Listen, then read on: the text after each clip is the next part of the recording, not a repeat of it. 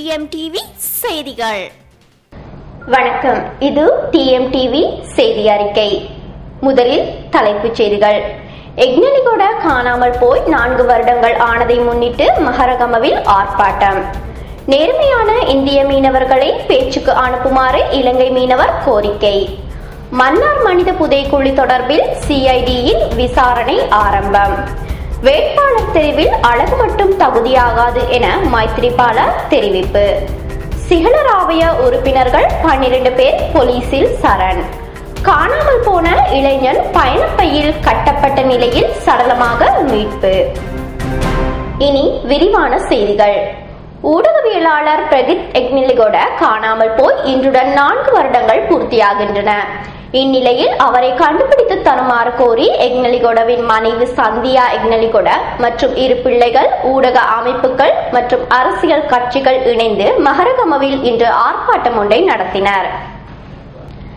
இரு தரப்பினரதும் பிரச்சனைகளை விளங்கிக் கொண்ட நேர்மையான இந்திய மீனவர்களை பேச்சுவார்த்தைக்கு அனுப்புமாறு இலங்கை மீனவர் பிரதிநிதிகள் கோரியுள்ளனர்.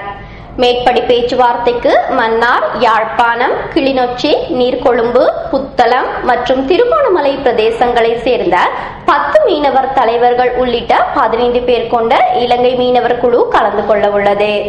மன்னார் மாவட்ட மீனவர் சங்க சம்மேளனங்களின் தலைவரான ஐஸ்ரீன் சொய்சா இந்த பேச்சுவார்த்தையின் பலனாக நல்ல விளைவு ஏற்படும் என நம்பிக்கையுடன் கூறினார். முன்னர் நடந்த சந்திப்புகளில் 2 தரப்பிலிருந்தும் நேர்மையான மீனவர்கள் கலந்து கொள்ளவில்லை. இதனால் ஓர் உடன்பாட்டுக்கு வர முடியவில்லை என அவர் சுட்டிக்காட்டினார். இன்னும் சில மாதங்களுக்கு நாம் மீன்பிடித்து வந்த இடங்களில் மீன்பிடிக்க அனுமதிக்கும்படி கேட்க உள்ளோம். இதை எங்களால் எதிர்காலத்தில் குறைக்க முடியும். ரோலர் மீன்பிடியை படிப்படியாக நாம் கைவிட உள்ளோம் என தமிழ்நாடு இயந்திர படகு மீனவர் சங்கத்தின் செயலாளர் பி. ஏசுராசா தெரிவித்தார். இதேவேளை மத்திய அரசு 1974ஆம் ஆண்டு செய்து கொண்ட ஒப்பந்தத்தின்படி கச்சத்தீவில் மீன்பிடிக்க இந்திய மீனவர்களுக்கு உரிமை இல்லை என்று இந்திய வெளியுறவுத்துறையின் துணை செயலாளர் சென்னை உயர்நீதிமன்றத்தில் தாக்கல் செய்துள்ள பதில் மனுவில் தெரிவிக்கப்பட்டுள்ளது. இந்த மனு மீதான விசாரணையை எதிர்வரும் 27ஆம் திகதிக்கு ஒத்திவைத்துள்ளது. மன்னார் திருக்கேதீஸ்வரம் மனித புதைக்குழி தொடர்பில் குற்றப்புலனாய்வு பிரிவினர் இன்று விசாரணைகளை ஆரம்பித்தனர். இந்நிலையில் குறித்த பகுதிக்கு பொறுப்பான கிராம அலுவலகர் மற்றும் அனுராதபுரம் சட்ட வைத்திய நிபுணர் ஆகியோரிடம் குற்றப்புலனாய்வு பிரிவு அதிகாரிகள் விசாரணைகளை மேற்கொண்டனர். மன்னார் நீதவான் ஆனந்தி கனகரட்னத்தின் முன்னிலையில் 13வது தடவையாக இந்த மனித புதைக்குழி தோண்டப்பட்டது. இதன்போது அவ்விடத்திற்கு வந்த குற்றப்புலனாய்வு பிரிவு அதிகாரிகள் முதற்கட்ட விசாரணைகளை மேற்கொண்டதுடன் மீட்கப்பட்ட மனித எலும்புக்கூடுகளையும் பார்வையிட்டனர். குறித்த புதைக்குழி தோண்டப்பட்டதிலிருந்து இதுவரையில் 44 மனித எலும்புக்கூடுகள் மீட்கப்பட்டுள்ள நிலையில் மீண்டும் புதைக்குழியை தோண்டும் பணியில் நாளைய தினமும் முன்னெடுக்கப்படவுள்ளது. நடக்கவுள்ள மாகாண சபைகளுக்கான ஐக்கிய மக்கள் சுதந்திர கூட்டமைப்பின் வேட்பாளர் தெளிவில் அழகு மட்டும் தனியொரு நியமமாகாது என அக்கட்சியின் பொதுச் செயலாளர் அமைச்சர் மைத்திரிபால சிறிசேன தெரிவித்தார். இருப்பினும் மேற்கு மற்றும் தென் மாகாண சபைகளின் முன்னாள் உறுப்பினர்கள் யாவரும் வேட்பாளர்களாக நியமிக்கப்படுவார்கள் என அமைச்சர் கூறினார்.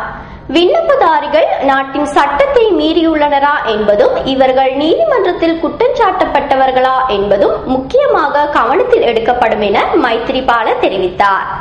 கடந்த திங்கட்கிழமை நடைபெற்ற நேர்முக தேர்வுக்கு தோன்றியோரில் நல்ல தோற்றம், வாக்காளர் விருப்பு, ஆளுமை, கல்வி என்பவற்றை கவனத்தில் கொண்டு ஐக்கிய மக்கள் சுதந்திர கூட்டமைப்பின் மத்திய குழு வேட்பாளர்களை தெரிவு செய்யும் என அமைச்சர் கூறினார்.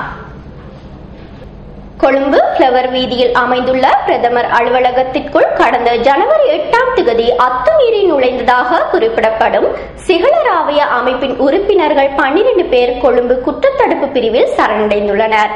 மேற்படி சம்பவத்துடன் தொடர்புடையவர்கள் என்ற குற்றச்சாட்டில் ஏற்கனவே 2 கைது செய்யப்பட்டுள்ளனர் எனவும் இன்று சரணடைந்தவர்களை புதுக்கடை நீதிமன்றத்தில் ஆஜர்படுத்திய போது ஏற்கனவே கைது செய்யப்பட்டவர்கள் உட்பட 14 பேரும் 25,000 ரூபாய் காசு பிணையில் விடுவிக்கப்பட்டனர். கடந்த 21ஆம் தேதி காணாமல் போனதாக கூறப்படும் கல்முனை சாய்ந்தமருது தோனா முகத்துவாரத்தை சேர்ந்த உதுமாலெப்பே முகமது அப்சான் என்ற 20 வயதுடைய இளைஞன் இன்று வெள்ளிக்கிழமை பயணப்பையொன்றில் கட்டப்பட்ட நிலையில் சடலமாக மீட்கப்பட்டதாக கல்முனை போலீசார் தெரிவித்தனர்.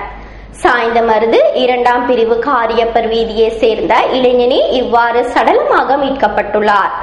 மேற்படி இளைஞன் தொழில் வாய்ப்பிற்காக கட்டார் நாட்டிற்கு இன்று வெள்ளிக்கிழமை விமானத்தில் செல்ல இருந்த நிலையில் கடந்த செவ்வாய்க்கிழமை காணாமல் போயுள்ளதாக உறவினர்களால் முறைப்பாடு செய்யப்பட்டுள்ளது. இத்துடன் செய்திகள் நிறைவு பெறுகின்றன. மீண்டும் செய்திகளை வரும் திங்கட்கிழமை எதிர்பாருங்கள். வணக்கம்.